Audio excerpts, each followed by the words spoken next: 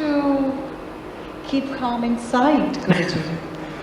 See, there is no clamor inside, it's calm. It is just that you do not know what is inside, what is outside. Whatever happens outside, in compulsive reaction, inside also it happens. What is happening inside is only a reflection, right? Whatever is happening outside, the reflection is happening inside. Now if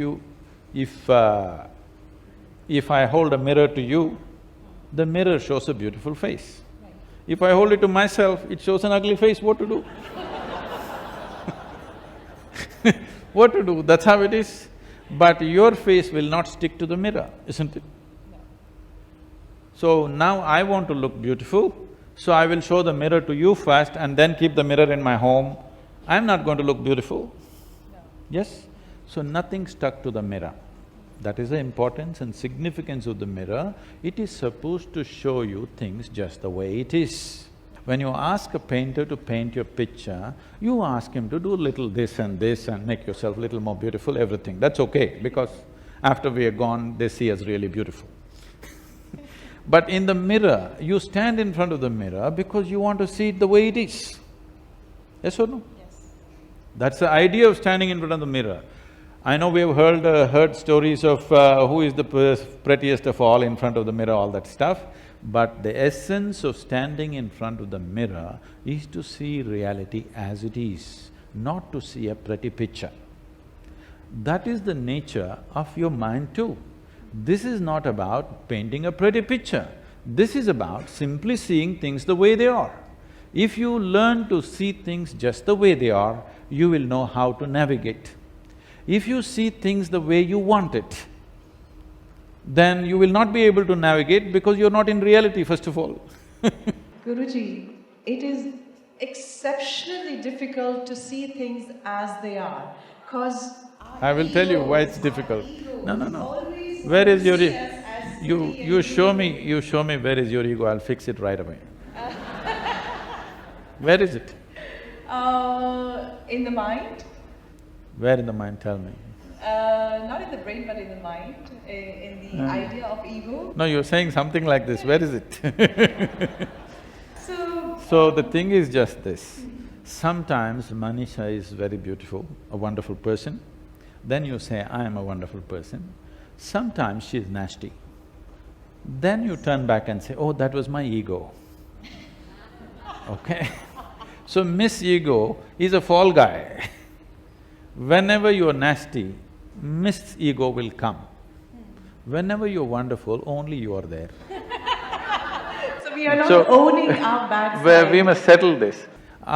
Is there only one person in this body or two? Multiple persons. Oh, this is schizophrenia.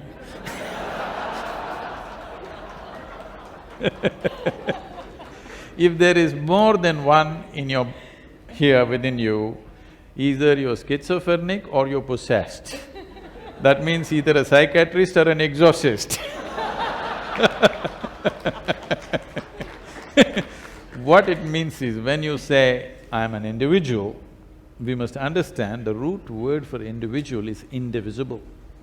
Indivisible. Yes, that means this cannot be further divided. Only if you come to this, that this is an individual, then you will understand the fundamental, if I'm wonderful, it's me. If I'm nasty, it's me.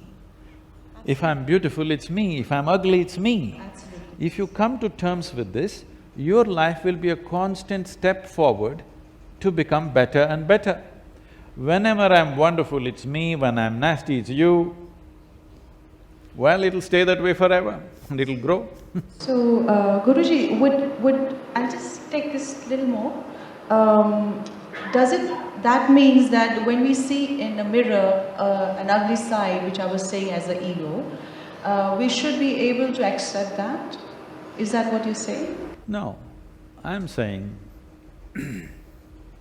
what you call as a human being is not an established thing. It is a becoming. It's not really… we must call this human becoming. You have to become one, because in the evolutionary scale of things, you know Charles Darwin? Yes. He told you at one time you were a monkey, him, not me, okay. He told you at one time you were a monkey and then you became a human being and all this stuff. So he goes about saying a goat became a giraffe and it took so many million years, could have become, or a pig could have become an elephant, it took so many more million years. But between a monkey and a human being, it happened rather quickly. It didn't take enough time, I'm saying, to such a point that anthropologists today believe that there is a missing link. They believe there's a missing link because it happened so quickly. See, between the DNA of a chimpanzee and the human beings that we are, the DNA difference is only 1.23%. Not much of a difference, isn't it?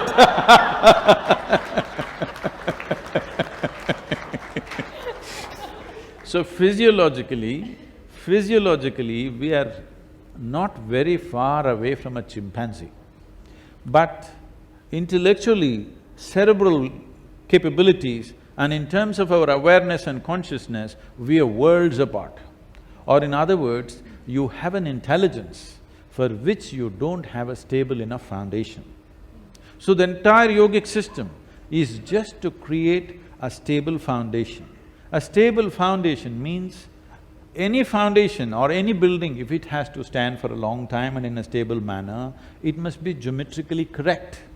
So entire yogic system is about aligning your physical geometry to the cosmic geometry so that you have a stable enough platform upon which this intelligence can blossom. When I say stable enough platform, today people, wherever you go, people talk about tension, anxiety, rage on the road, all kinds of nonsense. You can call it by many names, but essentially what's happening is your own intelligence is turned against you. That's all that's happened. Why is your intelligence turning against you? Because you don't have a stable enough platform to handle it. See, if somebody comes and tries to hurt you physically, you have some defense. Suppose your own hand started beating you up. How to stop this?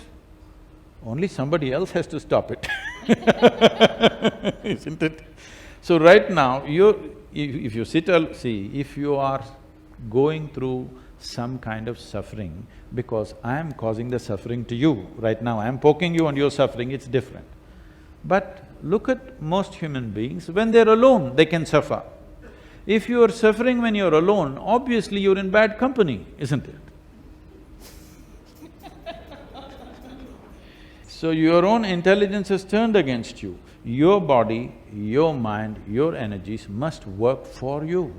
What have you done about that? If you don't do anything about it, your own hands will start punching you. There's no solution for this from outside. Unless we either handcuff you or amputate you. That's what they're trying to do today.